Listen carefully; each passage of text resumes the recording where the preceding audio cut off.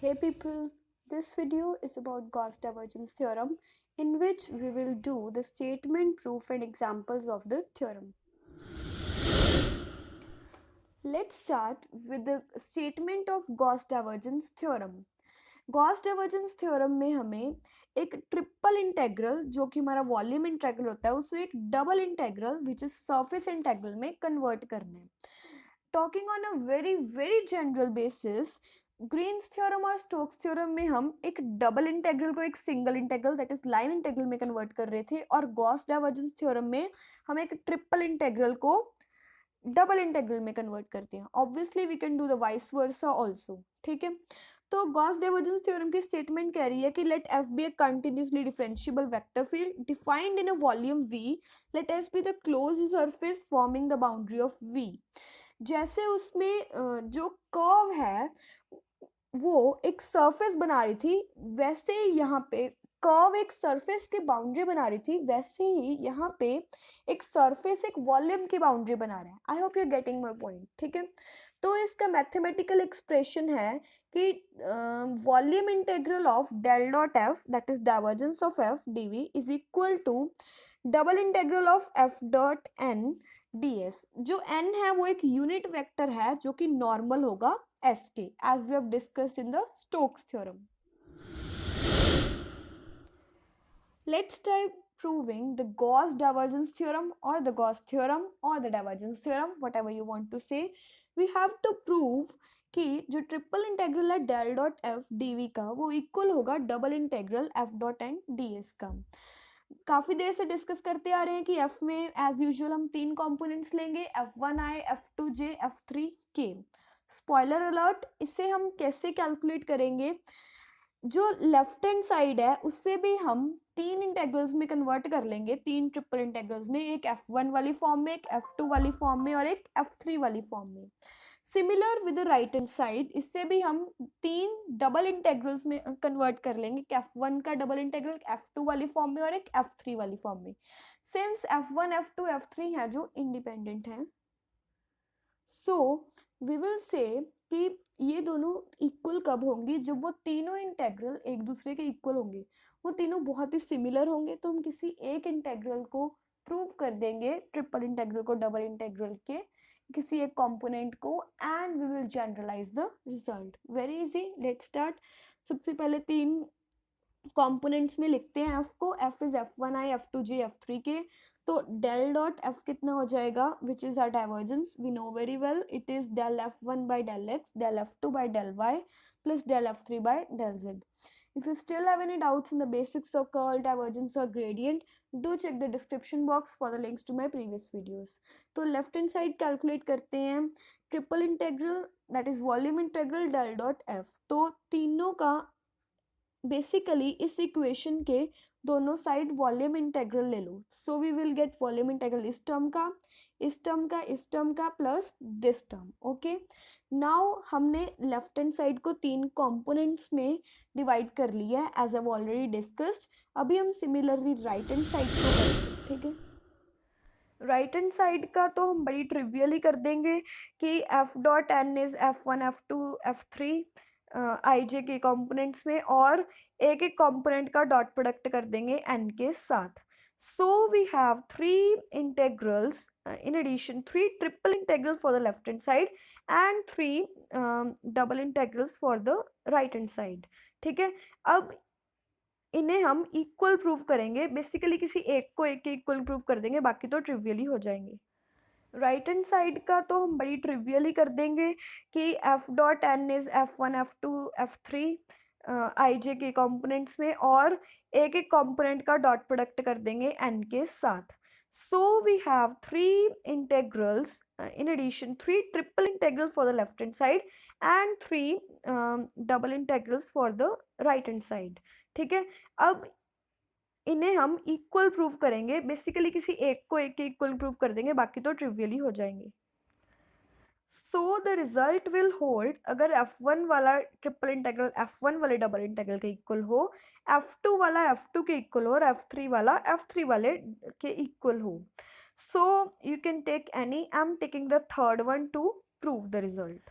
Now to prove our Gauss divergence theorem, we only need to prove that double integral over f3 k dot n ds is equal to triple integral over curl f3 by curl z dv. तो हम क्या करेंगे, S एक surface है, उसे basically दो surfaces में divide कर लेंगे. एस बाउंड्री बना रहे हैं वी की, तो वेरी सिमिलर टू उसे जनरलाइज करते हैं जो ग्रीन्स थ्योरम में किया था. ग्रीन्स थ्योरम प्रूव करने के टाइम एक कर्व को दो कर्व्स में डिवाइड कर दिया था और उन दोनों के फिर रिजल्ट को एड अप किया था. सिमिलरली यहाँ पे हम एक सरफेस को दो सरफेसेस में डिवाइड कर देंगे. ठीक है, एक सरफेस मान लेते हैं z is equal to g1xy and एक सरफेस मान लेते हैं z is equal to g2xy where x and y belong to d. तो जो प्रूव करना है उसकी लेफ्ट हैंड साइड लेके चलते हैं, ट्रिपल इंटेग्रल वाली. ठीक है, dv is what we know, dz dx dy. And now consider very carefully कि f3 का z के with respect to partial derivative कर रहे हैं और z के विद रिस्पेक्ट टू ही इंटीग्रेशन कर रहे हैं. And we also know the limits of integration कि z कहाँ से कहाँ तक वेरी कर रहा है, g1xy से g2xy तक.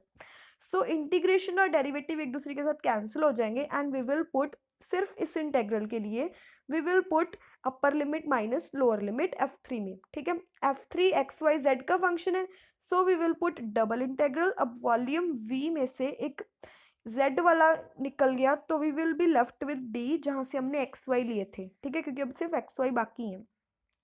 सो अपर लिमिट है xy एज इट इज क्योंकि z के with respect to partial derivative था. upper limit is g2 and lower limit is g1. Now we will proceed to the other side and prove the same result. Consider the left hand side which was a double integral f3 k dot n. As discussed, s divided था s1 और s2 में. जब k को n के साथ s है जो s के नॉर्मल वेक्टर है n, तो जब डॉट प्रोडक्ट किया we will get k dot ds1 and k dot ds2. अभी S1 डिफाइंड है z is equal to g1xy थे, तो ds1 क्या आ जाएगा, very trivially curl g1 by curl x i plus curl g1 by curl y j minus k dx into dy and similarly we will get ds2. अभी s को हमने लिखा था, s के डबल इंटेग्रल को लिखा था s1 वाले डबल इंटेग्रल प्लस s2 वाले डबल इंटेग्रल का सम. ds1 और ds2 की वैल्यूज पुट करने के बाद we will be having s की वैल्यू में कुछ कॉमन टर्म्स कैंसिल हो जाएंगी प्लस वाली माइनस के साथ and we will get the result which is exactly same which we got in the other side of the equation which proves our Gauss divergence theorem. Lastly एक question या फिर एक application discuss करते हैं Gauss divergence theorem की. We are given with a field 2xi plus Y square j plus Z square k and S एक unit sphere है, that is उसका रेडियस 1 है, X square plus Y square plus Z square is 1. We have to evaluate the surface integral of F dot N. अभी it's a sphere, we very well know the volume of the sphere, लेकिन sphere से जो surface cut होगा हमें उसके area के बारे में कोई आइडिया नहीं है. So we will convert this surface integral into volume integral, that is triple integral. ये कैसे होगा, एफ डॉट एन है तो ये गॉस डाइवर्जेंस थ्योरम से होगा. We use the Gauss divergence theorem which says कि double integral over the surface S of f dot n ds is equal to the triple integral over the volume V del dot f dv. तो ये हमें find करने के लिए बोला है but we want to convert into triple, तो ये फाइंड कर देंगे तो ऑटोमेटिकली इसका पर्पस सर्व हो जाएगा. ठीक है, तो लेट्स ट्राई सॉल्विंग दिस. अभी f गिवन है, डेल डॉट f बड़ी आसानी से निकाल लेंगे, डाइवर्जेंस f. ठीक है, एंड अब इसकी ट्रिपल इंटीग्रेशन करनी है, that is volume integral find करना है. जब इसका वॉल्यूम इंटेग्रल फाइंड करेंगे इससे पहले अलग अलग कर लेंगे. अलग अलग करने पे अब इसकी इंटीग्रेशन करेंगे तो ये जीरो बन जाएगा क्योंकि dx dy dz तीनों के विद रिस्पेक्ट टू इंटीग्रेशन कर रहे हैं और इसका भी जीरो बन जाएगा. And for this factor 2 into triple integral over dv. dv क्या है, एक यूनिट स्फीयर है, that is 2 into volume of sphere. We know the volume of sphere is 4 by 3 pi r cube, लेकिन r 1 है, so the volume of sphere is 4 by 3 into pi. Our final answer is 2 into 4 by 3 into pi. that is 8 pi by 3. So we have found this value or this value which we were asked to find in the question. Next video के बारे में updated रहने के लिए channel को subscribe करके notifications on कर लो. Thanks for watching.